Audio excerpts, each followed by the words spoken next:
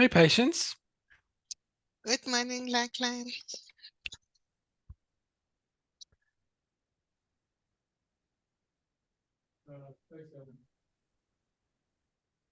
Good morning, Lou Pemberton. Good morning, everybody. I've just been listening to you all morning, Lachlan. Oh, God, don't do that. Don't do that. So that I have some questions.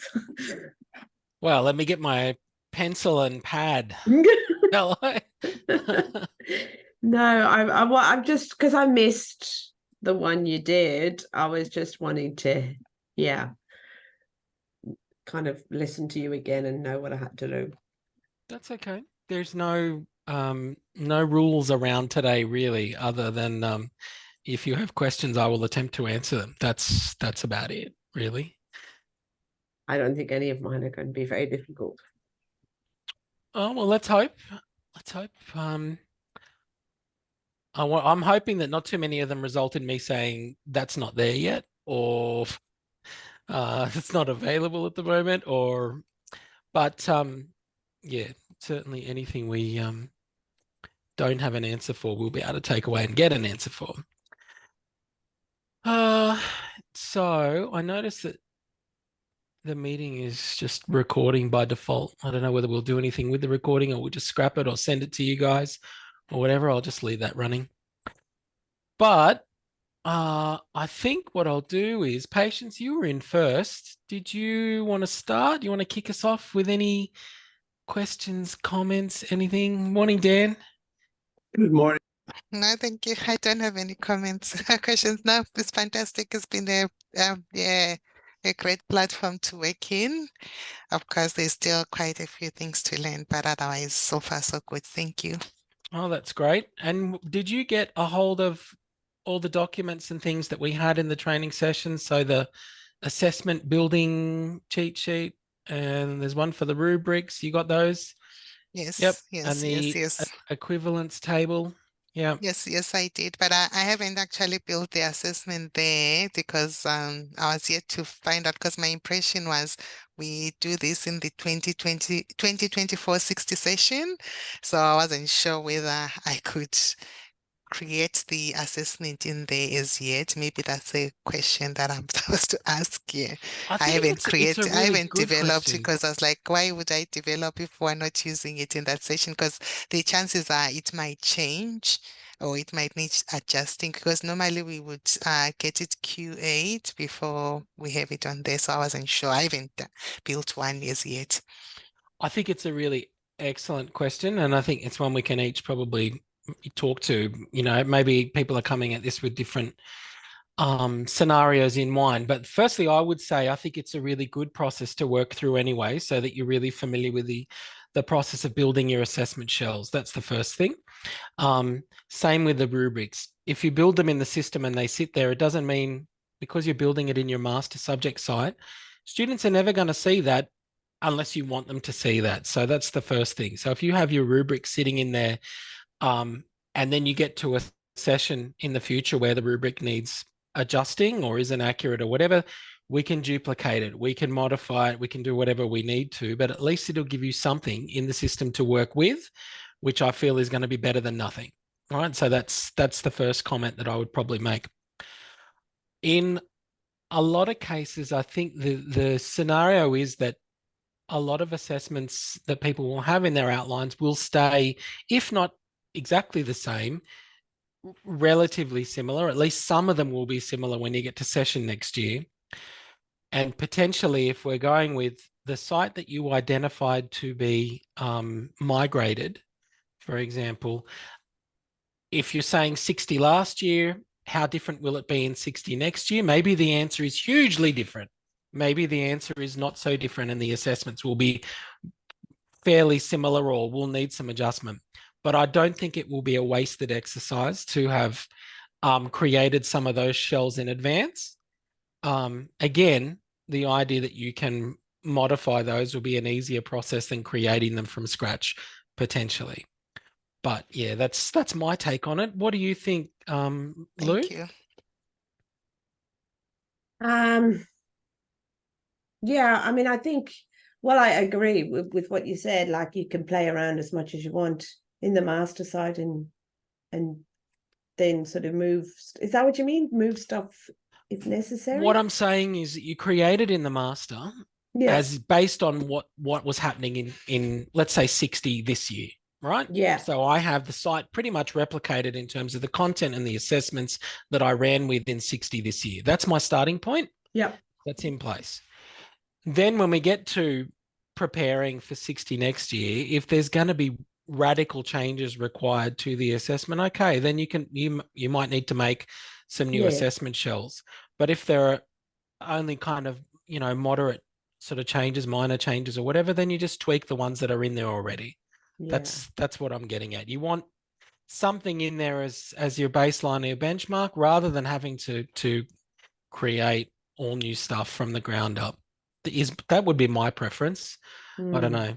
Dan, do you have a take on that? Would you prefer to go from nothing next year once you know exactly what the assessments are going to be, or to have something in place that you could work from?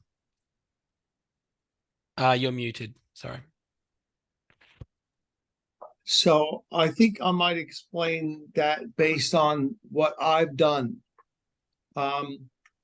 So I reckon normally I would be working on my subject outlines for next semester now.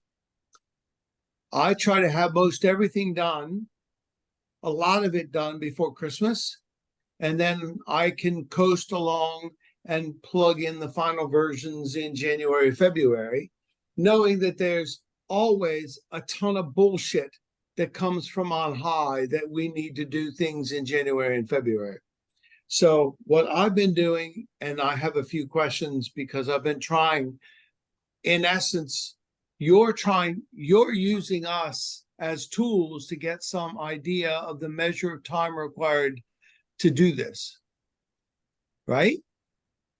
So I'm trying to do my best to have something that I think is mostly done so that I can give you a reasonable amount of time. So I personally think, since I'm screwing around with this, I'm looking at trying to have it for 2024 60. A big chunk of it done for that subject. Now, as it happens, I'm talking with ED now to do big changes in the subject for next semester. So I'm trying to incorporate that into what I'm doing for 2024 60.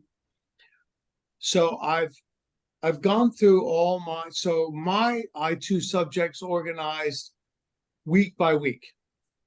So this week you should read this. You should watch. I've got it's an online class.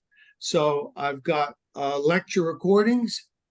I've got I post tutorial recordings after we've had the tutorials there. We have guest speakers that I post the recordings after the fact, but when we have the tutorial, it's actually live.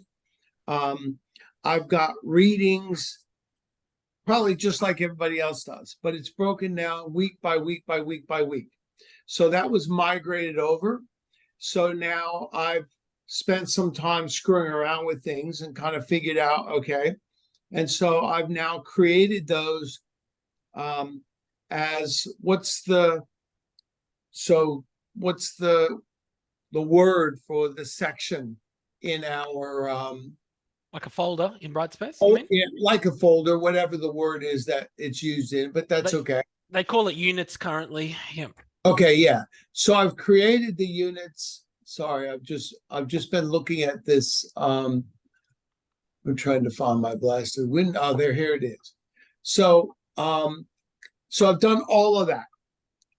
Okay. So I feel okay about that. I have some questions which we can get to in a moment, but I'm kind of saying what I've been doing and how I'm trying to use this time and how I plan to use it in the future. So I'm trying to get a basic form for the I2 site, because that's what this is. Are they going to call it I2 again? No, they've ditched all that. It's called Brightspace, and the address is called learn.csu. I don't like the fact that they've gone with a different name, but the URL is different again. I wish they had whatever they had decided, the URL was the same as the platform name, would have been at least a little easier. But yeah, they're not calling it Interact 3. It's just been called Okay. Brightspace. I don't care because this is the third LMS that we've had since I've been here. Yep. And I don't know why we're changing it again, but probably because they think it's going to be cheaper, because that seems to be a CSU thing. But that's a different discussion. So one of the things I'm not sure of, and I was just jotting notes down, looking at my I2 site now and information I have there. I'm not clear on where stuff goes. So your first talk, I got to see part of it. Then I had to go for a while because I had a meeting. I came back. So I watched it all again. So in the welcome section, you had talked about that's where you have your welcome, like we do. But you talked about that's like, for instance, where contacts would be. I assume this is a folder within the welcome. I had that question too, Dan. I was a Okay. bit It confused doesn't. about It doesn't have to be, but I mean, that's. I can tell you that the information I've been given about this is that they're really not keen on mandating a particular way of doing a thing, right? So they're basically saying with this, it's a good idea if you're going to use the welcome. The only thing they're saying definitely is that it's going to be the first folder, right? Yep. That's the first part. The rest of it, almost of what's contained within that folder at this stage, seems to be almost discretionary. And then they've given me suggestions and bullet points of things that would be a good idea to include in there, but not forcing anyone to do anything. And that's because what was on people's homepages in Interact 2 and Blackboard varied It's flexible. hugely, Yeah. right? It was hugely, like a lot of people had a photo of the person that was delivering the subject. They took the abstract from the subject outline, for example, copied and pasted it. Basically, you know, this is a subject about X, Y, and Z.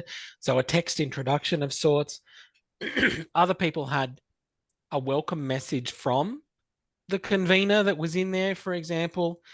Others had the contacts of who was delivering the subject. Now, obviously, if you put the contacts in there, it means it's going to need to be modified in the session subject site every time the subject's delivered because they change, right? Sure. You know, that sort of thing. And the point that I was trying to make on that slide particularly is that your Bible for that information is always the subject outline. That has the most up-to-date information in it. And that if someone does or doesn't include contacts in their welcome area, isn't the end of the earth because it's covered in the subject outline. So you want to put it in there? Go ahead. Personally, I think it's a really good idea for those people that are doing a screen capture, a screencast of what they want the subject to go like for the students, basically. You know, you'll be going in here, you'll be doing these things, you'll be looking at this. Here you'll find X, Y, and Z. I think all of that is a nice touch to add, but again, it's not arbitrary. So if I don't know that I've answered your question, but all I'm basically saying is what I've been told at this point is what goes in that folder is at the discretion of the subject convener. Okay. So I guess the thing I was thinking, okay, so I've got contacts as a full. So you said there's only 2 layers. So there's the welcome, and then there's the things that we put under it. Yep. You can have as many of those subfolders next to Yes. each other as you want. Yep. Understood. So I would add, so for instance, I would have contacts. I would have the getting started bullshit that the uni prepares. Sorry, I said bullshit, but you know, all the uni stuff that's always there. It's not the first time we've had meetings, Dan. I know what I'm in for. Okay.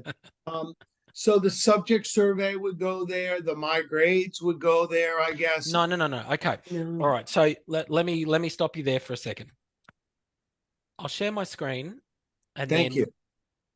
we'll have a look. I'm hoping as well that we can get a better view of what the interface is going to look like by the end of this week. All right, so let's have a look. Can you see my screen? Yeah. Yes. Okay. one of the main difficulties we obviously have with a new system like this is it not looking the way that we need it to look, so that, you know, I can give you an actual accurate picture of that. Okay, this is perfect. Right. Now this is the navigation, more or less, that is going to be available to you as instructors, right? Okay, so in the there's next more couple of weeks. there that Right. is Than what you nice. can see currently, right? But I would give this a week or two and then you'll be seeing it as well. What we Okay. have with this, for example, is that your grades are going to sit here underneath my subject. There's Mhm. my grades. So you don't go providing Okay. folders within the content area that deal with things that are not learning materials. All right. So the subject Okay, outline, for gotcha. example, is there. My grades is there. You don't have to go and create all of those yourself. They're going to be sitting there under these nested menus. And if we can see, for example, there's a resources tab, and they'll add in extra materials, for example, that don't fit. And you can see the Leganto link is there, readings and resources. Okay, good. So, That was okay. Yeah. okay, so that's part of it.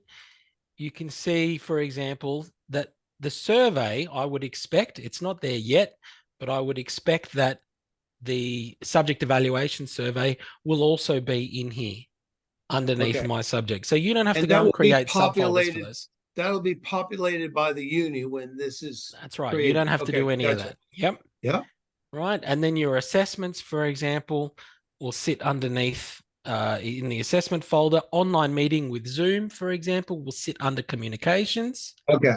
So, All right. That Lachlan, I've just Yep. got a question about that, because obviously Pod 112 has way more stuff in it across the bar at the top. But when you clicked on, can you just click on assessment again with that one? Yep. That's what's been brought across, right? Assignments and quizzes and exams. No. So Oh. it's so what we're looking at the moment, you can't see this view in your navigation yet because it's still in QA, right? So it hasn't been pushed No, out to I've got everybody. assessment and I've got assignments, quizzes, class Yep. progress, and grades. Yeah, so you can see those at the moment in production. This is QA. So the navigation is a little bit different Right, in okay. QA. The main thing I wanted to show you with this is the fact that this My Subject menu is now there, and it's a place to organize these items that Gotcha. some of which we're looking at.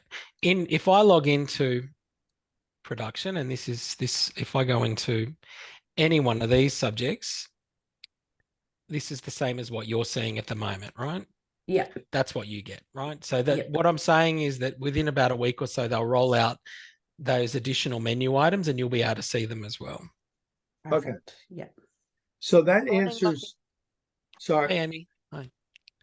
that answers some of the questions that I had, because the fundamental options that we used to have down the left-hand side weren't there. But okay, so that's okay. I don't have to have everything. Now it will be there sometime, so that's okay. Absolutely. So I've been the two cheat sheets you sent me for making assessments and rubrics. I've done those, took a little fussy around in creating something and discovering, oh wait, anyway, it's okay. So I've done that. I've actually created some of the rubrics using your code from the rubrics that we already had. It would be awful nice if we could copy the Turnitin rubric in, but there you go. That's just the way it is. So you just copy and paste into, and I gather that it's got the same sort of ability to do the calculated grade with the percentages, like you and I had a conversation that was most helpful about a year ago. So you answered my question about the readings. So Zoom meetings and stuff, I presume, will be under the communications section at some point. Discussions. So I've not read, you talked about discussions in the first session that I missed part of. So I was focusing on other things. Now I need to go back to that. But I see that there are discussions that I can see in my session. I've done nothing with it. It looks like it's been populated from the categories of discussions that I had in I2. that migrated over. So that's fine. I'm not worried about that. Just the top level, basically. So there's none of the posts that were in there. No, right? no, of It's course just the not. structure, yeah. Yeah, no, of course. I never use the same. Well, I have one or two welcomes that I just copy and paste in, but yes. So things like Panopto link, those sorts of things will appear there somewhere, somehow, at some point. It's a really good point. So Panopto is going to be under my subject. And you can see okay, yeah. replay, right? That's where it's going to live. Okay, that's fine. Yep. Yep. So I guess I feel better about what you were saying. I guess the thing, so I have two questions. First, about blogs, and we don't need to talk about that now because the subject I'm working on doesn't have blogs, but you said there's no blogs, but there's something else. So I have time to figure that out for 2024-60 because the class I have there, the blogs are actually an important component. So I can wait on that. That's okay. The question I have is what it looks like. So I guess fundamentally, I'm looking at the screen that you got up there, and it's beginning to occur to me that while we used to have a left-hand side bunches of menus where students would find information, now it's across the top. Okay, that's fine. I could live with that. When I was in student mode and I went into my lecture information week by week by week, that was migrated over, and then I've cleaned it up and put it away that makes my sense. I've got the folders under, what's the word again? That not folders? It's called units at the moment. Yeah. Units. So I've got chapter week 2, for instance, and the topic, and then in a unit, and then underneath that, I've got a unit with what we're talking about, what the readings are, what the lectures are. So I've got them broken down by different units. Maybe that's not the way to do it, because for the first time this morning, I went into the student mode to see what it looks like. And I was surprised. It's like, oh, well, wait a minute, where is it? Because there's only the first page. But then I discovered that there's a button on the top right. The immersive reader, yeah. That allows you to move to each of those units. Mm-hmm. So that's okay. That's actually, how it Danny, as well, you got to use the hamburger bar up here where these 3 lines are, because then that Okay. allows you to jump between each of the items. Okay, you want did to. mention the hamburger before, but I can't think of everything at once. So that's No, all no. right. Let me The go into- hamburger, the hamburger is only visible in student view, right? That's right. Yeah. Yeah. So I've got, so for instance, week 1. And the hamburger's up there. So then they can see. They Okay, can jump between 'cause- individual modules or Thank you. units. Thank you. Exactly. Because my issue was you can't see what's there and you can't see anything, but yes, you can. So that's okay. That's All a right, I great think- question because someone will not notice that, so it's good for you to notice it. So if you get asked, you can bring their attention back to it. It's like when we got the latest version of our email system. What the hell is it? The Outlook. And I got a new computer and they installed it, and whoever did it I spoke with said, just so you know, the search engine is right. We type your search thing right on the top. I wouldn't have seen that for months. So yes. Okay, so I think I'm okay with my questions at this point, Lachlan. Okay, I've been taking some notes as well on some of the things that you wanted to follow up on, and I'll have a look at each of those and see what I can come back to you with. Okay. I guess the question I have, because you said you would really like to know by Wednesday how long it's taking us to do this. Am I correct? That was right, wasn't it? Yeah, so there's a spreadsheet that Michelle sent out basically that was trying to capture the Yes. time required. Yep. So I looked at the spreadsheet and I said, oh, Jesus Christ. There's too many categories. I have not been keeping track of exactly how long I spent doing this and this and this, but I'll do the best I can. I think that's all I can ask for, to be All we can honest, Dan. ask. That's fine. I'm just gonna go back to Rachel's question a second ago about labeling and things. So what essentially had happened in past years, particularly in Sakai and then in Blackboard, was that CSU wanted to have a generic term based on function for Ah, 3 different core learning technologies that we were using. So what we were using for virtual classrooms was always called online meeting, and that was previously Adobe Connect and then Zoom. But whatever the platform was, they Same always place wanted to to find keep it. the same label and the same navigation element in place, so that even if they changed the software that was being used for it, they Like could still Interact leave. 1 and Interact 2. Yeah, you would think. Yeah, I'm not touching on that. Why that's changing or not changing. And with Panopto,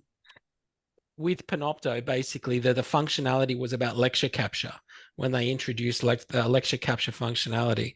So that was a CSU replay, and then they at least had the name of the platform in brackets afterwards. So I mean, it's still there with online meeting and with Panopto with lecture capture. Going for the generic labels, I hey? wish they had left the software name in brackets though, at least, because you do, once you get into the tool, that's all you see. You see Zoom there, you see Panopto there, and it's confusing for it not to be there. So it just alters conversations and makes things less efficient. Especially if you think about the fact that you have legacy knowledge. What happens when we onboard new people? This is just one more thing. It's a pain point. It's bad UX design. Yeah, and I find it frustrating, obviously, from the fact that any kind of documentation, support, training, or anything else that we run, always you're going around in circles with that, and having to be really careful about jumping between one term and the other, or not doing it, or deliberately doing it. It's yeah, And it is I suppose frustrating. the other part of the conversation. Sorry, guys. For those that haven't met, I'm Amy. I'm with the project team, and I'm the training lead, working with Lockie. And what I would always circle back to, we always feed stuff back into the project, as Lockie does, to tell them what your feedback would be.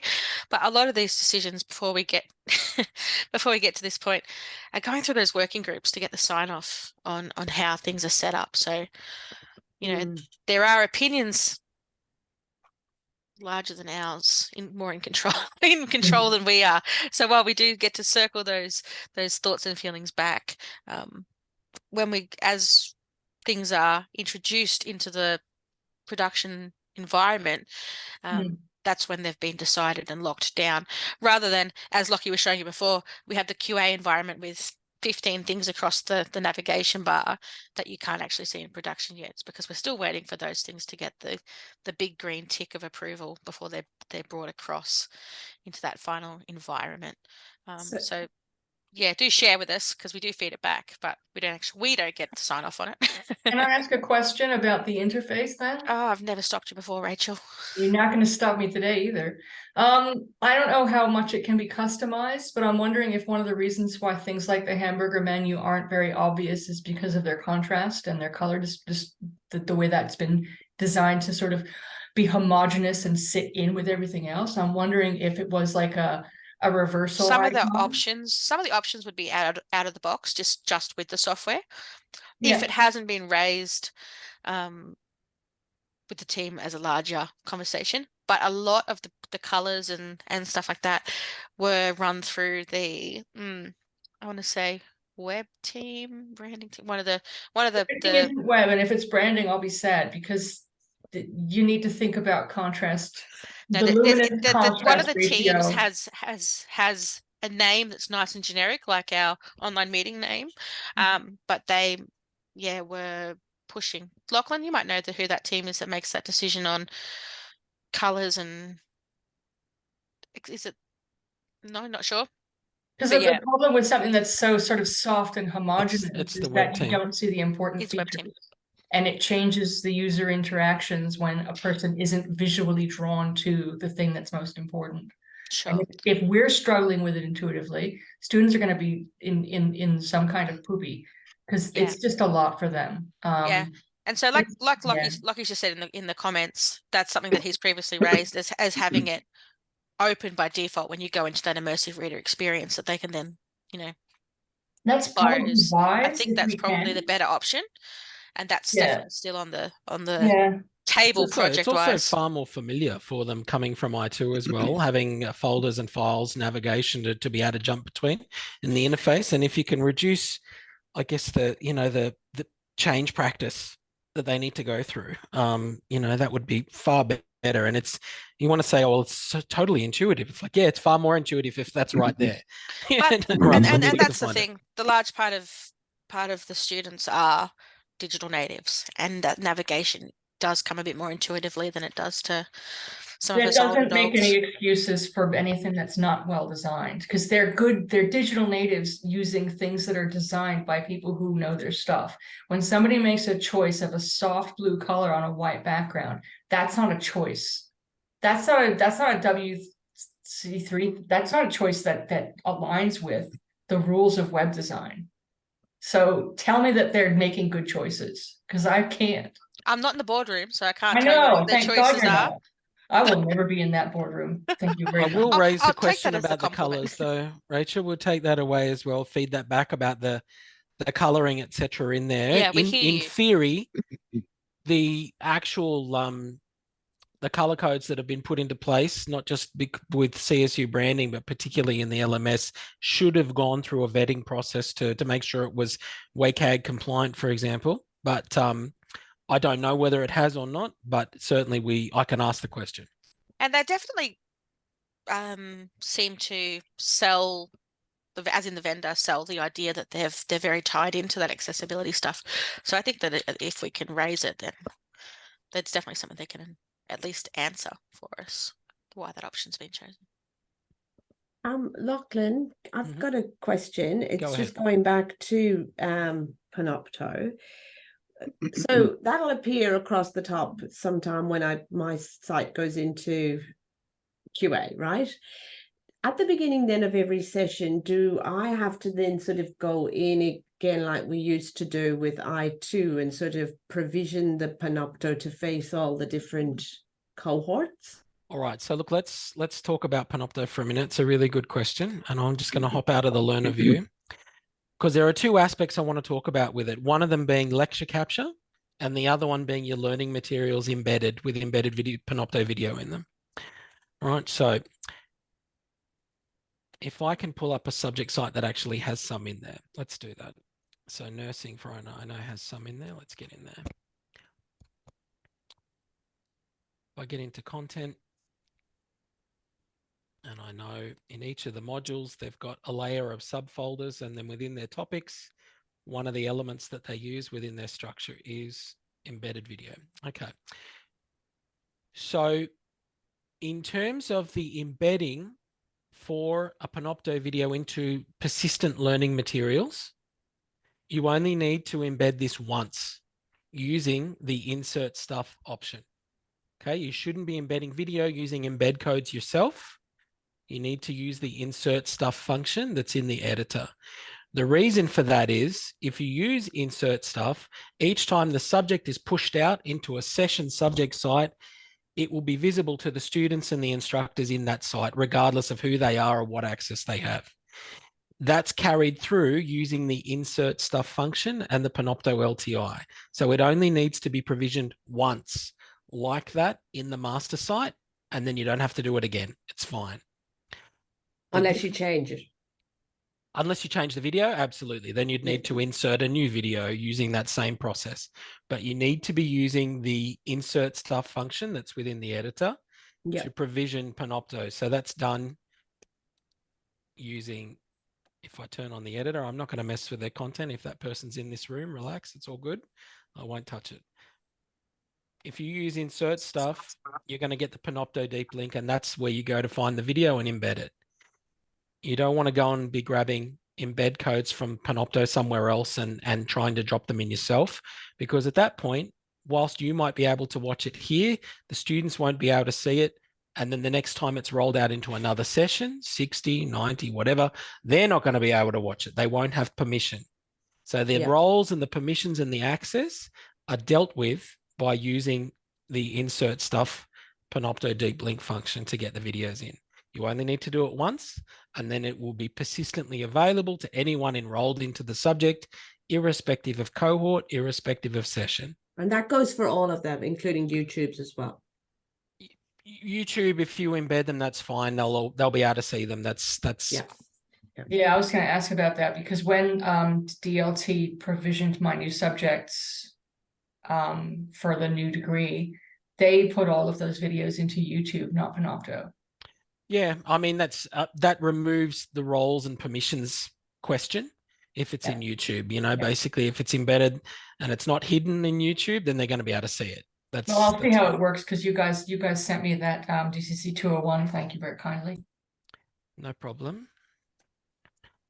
Yeah, so the other aspect of Panopto that I want to, I guess, touch on is once it's part of the navigation up the top here, underneath my subject, and you can see CSU replay in there. This part of it really is mostly about lecture capture. So if in the subject they're going to be capturing lectures, you know, either in a remind me what the term is, either a lecture room, for example, or a IVT or non-IVT space is what I'm getting at. Those will be captured and provisioned in this folder for the students to find. That's what that's for. Right. Now, those will not be then part of the next session's CSU replay folder. They're intended for use in the session that it's being delivered in. Gotcha. Session subject site lecture capture in this folder. Right. So it's whilst they both point to Panopto in a way, whether it's embedded video like this or lecture capture that's captured on the fly, this is re-provisioned every time the subject rolls around. You don't have to do anything about it. It's there available for you, but this is really about student-facing video. And then that sort of, that involves the timetable and everything in the room number and the... That's right. They do all those bookings. So and that's those just for videos internal stuff. Yeah, that's right. So when we have distance classes and we're using Zoom, there's nothing like this. It's separate. Zoom will sit underneath communication, online meeting. Yep. Does that also save recordings somewhere, or is it? Do we have to keep track of that ourselves? So this will open up the Zoom LTI, the same tool we've been using in Blackboard, that online meeting tool. Yeah. And it will save those recordings within it. It looks exactly the same as what we've been using in I2. Right. Yep. Yeah, I just know that in say the I2 environment, I've been making every time I make a menu item with links to all of the recordings so that students can see them linked in one place, because the LTI can be a bit of a pain in the patootie if they're just looking for things. Yeah. And look, I completely get that. I know that there's some limitations around the online meeting tool. The one that I always hated was the fact that it didn't allow you to put attachments in, for example, against them when you wanted to provision extra artifacts. But that's the other reason. So if I put it in a table on a web page and I have, here's your one cell has the lecture file and the next cell has the link to the meeting. So I might in my master subject make a template up a page similarly where I store those online meetings so that I can do that ongoing. And it'll just be that I fill it in term per term. Yeah, look, I think to be honest, a lot of it is going to be continue to be discretionary, you know, how each individual instructor chooses to deal with that. I think the idea of having a section within your your structure that provisions tutorial materials, for example, like a subfolder in there, makes a lot of sense. You know, if you've got that in there. But so instead of having like one list where people can go and catch up on stuff, to just make one item against each I would be in the master subject and say, here's your Zoom meetings for this week. Yeah, materials for the tutorial or whatever you want to call it. The problem that you get when you provide Zoom links outside of the LTI is that students are not going in as kind of registered users by clicking on that link necessarily, right? Which means that they're either guests or maybe they're getting stuck in a waiting room. All right. So that's no, I mean, not the meeting, the recordings of the meetings. Like afterwards, Giving them the links to the recordings, not the meetings themselves, not going to the meetings. So Just keeping track of them afterwards so the students see them with the material. yeah, I guess that having them with the material is Okay. your solution would solve that Yeah. that problem, Yeah. whereas the LTI captures the recordings automatically and they've got that one-stop shop to go and get them all rather than you having to manually provision them. But I know there are pros and cons to both ways of doing it, but I think if you've got a section as part of your learning materials where you're providing those additional materials, that's not a problem, as long as it's easy enough for the students to find them. Yeah, I just want to make sure that I don't want to sort of ad hoc do stuff only to find out that in 5 minutes somebody's going to establish a protocol for where we should put these things. Well, is it probably more important to find out whether, because I mean the level of structure that was put into my subject by the last round of it being worked on for the I2 environment was very, very much about consistency and homogeneity. And I want to make sure that if I'm going to start say, oh, here's your lecture slides and here's this link, I want to make sure that it's not so out of the box that it's going to be confusing for students. Is there going to be any thought about how, because all of my subjects are blended subjects. I don't have enough students to have multiple cohorts and all this kind of thing. So any meetings and lectures and whatever will probably all be dealt with on Zoom to integrate distance students synchronously. So I don't see myself using Panopto much, but I see myself relying on Zoom more heavily. And I want to make sure that the students can easily access those materials in the context of their lecture materials.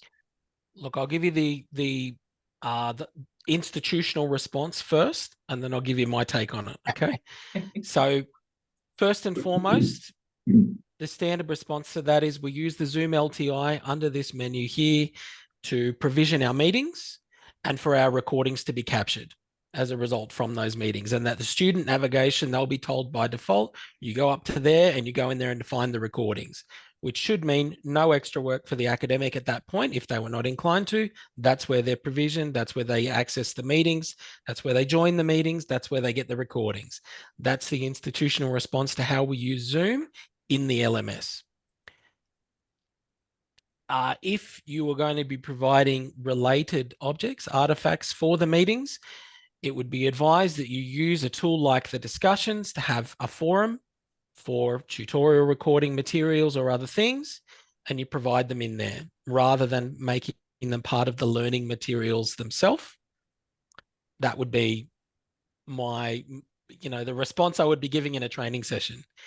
If, however, you've established a part of your content and an item each week that said this week's tutorial, and then you were going in each session and modifying it because you wanted to provide those links, no one is going to stop you doing that, but it is discretionary. Does that make sense? No, that's fine. I think it's probably more elegant to use the discussion tool because then it sort of sets up the idea of it being a communication to students. So if you missed the lecture this week, don't forget to go and look at it. Yep. Here's the slides for what we talked about, blah, blah, blah.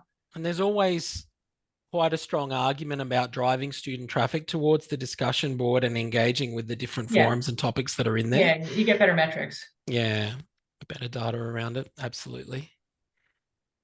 Sadly, by my experience, you don't get any more engagement from the students. Yeah. I think, I mean, if you can build that kind of habitual practice and they find value in going in there, then it'll work better. But the other thing is you can also get really bad behaviors happening inside discussion boards that will drive people away. So it only really takes that one kind of extrovert in there that's publishing essays on the discussion board, and that'll stop everybody else, from wanting to engage in it directly, or they'll form their own WhatsApp groups and do things in there. Anyway, that's a completely different issue. Lou, you had a question?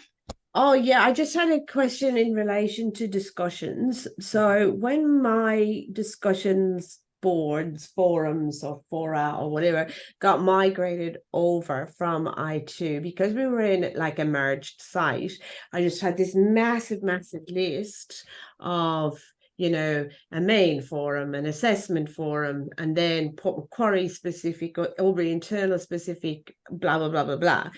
Do you have any tips on how to make that a bit more sort of visually pleasing rather than just a whole big line of blue things that they click on? Look, it's a really good question. One of the things is that you will be able to restrict visibility if you want to in the session site by the sections. So that means that only the students from Port Macquarie, for example, will only be seeing the forums that section allows. Those are settings that you, okay. but Yeah. that is about the session subject site and the use of sections to restrict visibility. So I'll certainly, So I'll take it as a note, as something that I can put together a recording and some quick guides around. There is a feature yourself that you can use to help organize the visibility, but all it really does is I'm talking about categories. If you create categories in here, it will kind of give you subheadings to organize items underneath. It doesn't reduce the number of items. Sections reduces it because you only see your cohort. You don't see all the others underneath different headings. So it's kind of two ways to approach whether or not you can see here there's a group and section restriction, section underneath discussions, and that's really where you're going to find that only certain students can see certain types of content. yeah, no, that's terrific. So just have it all in the master and then Yeah, I would be inclined. My tip for you is to make sure when you're whatever labels or titles you have for your forums and your posts and your threads, that you have something in that title that allows you to clearly distinguish who it's for. So if that Yeah, just right. means that you've got the initials for the cohort in brackets next to each one, just get in the practice of doing that, because that will really help when you're establishing those ground rules. Yeah, perfect. Thank you. Pleasure. Oh, by the way, I may have missed this completely, but what the bloody hell is an intelligent agent? Well, you Our haven't students, of course. Yeah, right. Our students. Yeah. So it's another term for things like adaptive release that we were using in I2. So I'm simplifying it, but basically an intelligent agent creates rules around what happens with particular learning objects. So you might, for example, be setting up a condition where you're basically saying when a student finishes the last item in module 1, I want this to happen. Do you want them to get an email? Do you want them to be able to see something else? Do you want to get a notification? It's like almost a contingency. Sometimes they can be student facing, so the student something happens to their experience. Other times they can be teacher facing, where you get information at a certain point. But an intelligent agent really is setting up a rule in the system where something happens as a result of something else being put in place. Right? That I'm oversimplifying it, but in the same way that when we set adaptive release conditions in I2, like we hit a certain date and this happens, or we get a certain result from students in a quiz and this happens. Yep. It's usually referring to setting up rules or contingencies in the system. Yeah, I mean, it needs its own kind of session really to talk through what it can do, but that's what it's getting at is when you're setting in place cause and effect scenarios in the system. Thank you.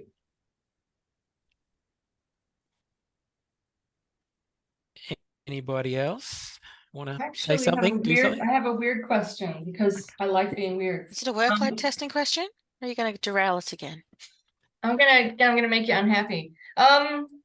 So I've inherited subjects that make reference to a tool that's called Virtual Studio. And Virtual Studio has nothing to do with this system. It is basically a system that sort of is more like it's like a sort of richer media discussion space. Do you think that I should try and eliminate reference to virtual? Oh, for the love of goodness gracious. I guess I'm getting back to you on that. I gotta go. Apparently my building's on fire. Oh, that's great. Have fun. All right. See you, Rachel. I guess the short version would be if it's no longer part of the system, take it out of the new system. It just sounds like an external tool, to be honest. And unless it's part of tools that were in Blackboard that aren't part of Brightspace, we don't use it. If it's just an external tool, you can continue to just link to it. So it just depends whether or not it's part of the native tools that are in Blackboard. Yeah. But otherwise, the workload testing's going well. I think everyone seems to be across whatever they've got they want in by kind of this week at some point. Was it Wednesday, Friday? I can't remember, Amy. Mm. Wednesday. Yeah, I was just gonna say, is it the 15th? Yes, 15th. So with this spreadsheet, Amy, if there's some things, do you want us to do everything, or is it just stuff that's related to what our subjects would involve? Yeah, so with as much of it as you possibly can Okay. would be great. Yeah. If there's something that's completely like outside of the realms of any familiarity, you know, I guess you don't have to. But also that would be, this would be the perfect time to ask if there was something maybe on there that you're not sure about. And I think I'm getting my head around the language, but that's not to say I'm any kind of better than a beginner. Conceptually, Lou, Still better. it's basically meant to be everything that you're meant to be doing to have your master subject fit for purpose. Basically, everything that fits under that umbrella. So if there are things like I would never do that in my subject, then it's not going to be a real priority. What we want to see is the things that you have to have in place for the content and the assessment to have the subject fit for purpose, ready for the, for session-based delivery. Yep. Great explanation. He's good at some Thank stuff. you. I've got to go, but thank you very much. That was really helpful. No worries. Feel free Thanks. to We'll drop send you in the and out as recording you link need, if guys. that helps. Thank you. Yeah, I've got a long The other list thing of that them. I'd just quickly mention that I think we need to flag more often. Wednesdays we have a stakeholder drop-in session. So if you guys have any questions for the project, you can come along to that drop-in session and we'll have the big guns in the room and they'll be able to give you some pretty pointed answers. If they don't have them, they'll take them away and come back. But I think that can also be a good forum if you've got some thoughts or feelings, concerns for everybody in the room. But we can share that link to anybody that wants it as well. Thank you. Nice. Can you tell me? So I've just basically noticed the organizational links across the top. I knew they were there, but I paid no attention to them. And like you showed on yours, Lachlan, there's more organizational choices across the top than I can see that you said will come up. So I guess the question I have is, for content, if I had clicked on that, was there already a fundamental organization for my week by week breakdown like I see? There's a black header with week 1 introduction, Sci 101, perceptions of science, and blah, blah, blah, blah, blah, blah, blah. And then you click the down arrow, and then it brings up the units that I've created beneath that. So was that already there when they did the migration? So the answer is that they will have potentially tidied up some of it in the migration, only to the extent where if there were redundant items that referred to black parts in Blackboard that we no longer use, they'll have been taken out. Or if there were multiple levels of subfolders underneath that second layer, they would have removed those, right? So it's the items that are within the folders at the moment would have been migrated. Everything from the original subject site. Yeah. So I just realized I was in student mode to use the old version. Okay, no, that's okay. That's because you had emphasized this, Lachlan. So now that I'm back in professor mode, I think I retract the question, because the information that's in the content, oh, here we go, content. I'm in professor mode now. So I went through all of the units and basically copied and pasted the bits that were migrated into the next layer up, or next unit level up. And I'm just wondering if, in fact, I didn't need to do that because it already was where it should have been if I had looked at content. But you know what? Don't worry about it, because it's done now. And when I do my next subject, which will not be for months, then I will figure it out then. Yeah, look, I think, as you said, like the most important thing is that you're jumping between the student and instructor view and being aware that you're doing that, obviously, that the difference in what it looks like.